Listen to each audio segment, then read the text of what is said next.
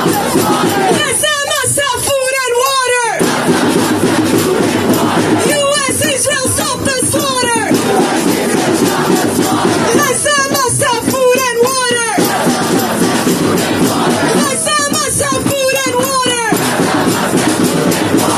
Please help us welcome our next speaker, Rabbi Abi from JVP.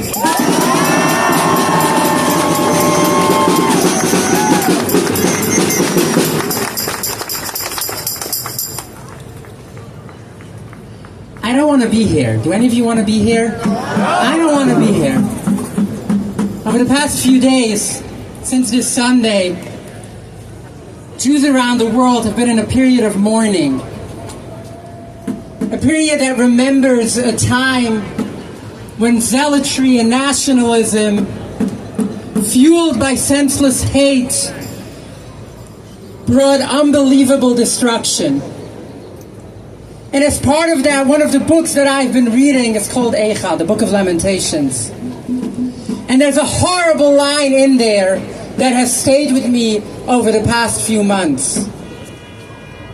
Better off are the ones who died by swords than the ones who died by hunger. I hate every word that I just said.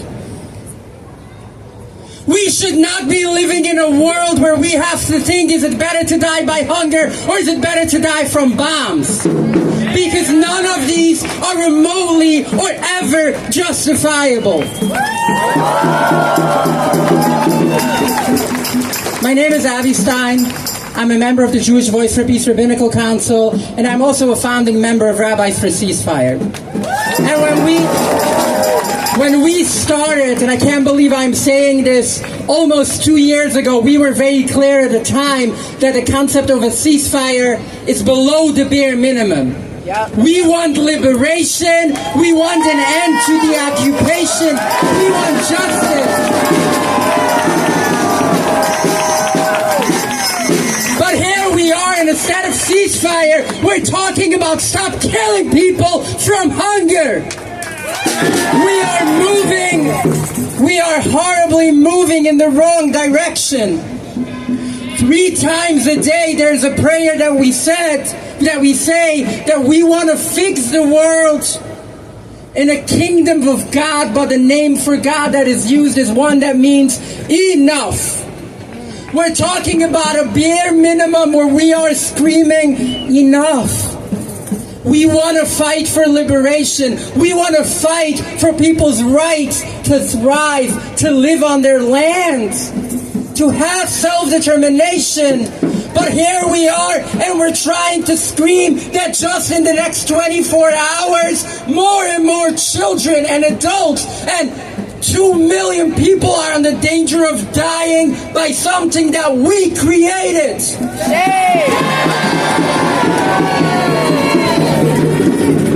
Something that Zionism, nationalism, but with the very strong help of our own government.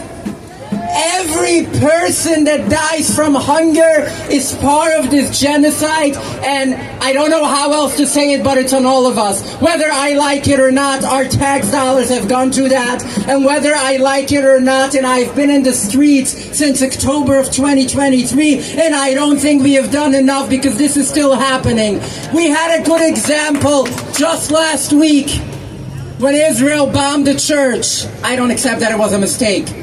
But we saw what happened the second the West started complaining. The Nazi named Bibi was on the phone. The Pope was on the phone. We saw what happens when our countries, when the West actually cares. We can stop this today.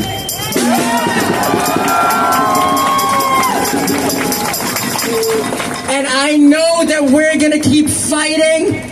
But first and foremost, and I can't believe I'm saying this, before we can even talk about liberation and justice, even dare to think about a concept of peace, we need people to stop dying. And we can do this. We need to keep putting pressure. Yes, we have a fascist government. That's great. They should pressure the other fascist government. They should be able to get along. Use your fascism to press the other fascist government to stop this genocide. Biden never did enough. But let's be honest, they always hated him. We also did. Great. But now we have a president that they claim to love. Even more reason that we need to pull out everything that we have.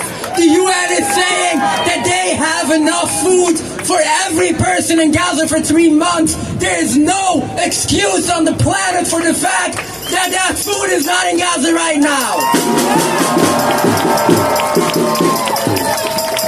Thank you all for being here, and we will be here till liberation, and we will never be quiet, we will never shut up, we will never stop. Thank you.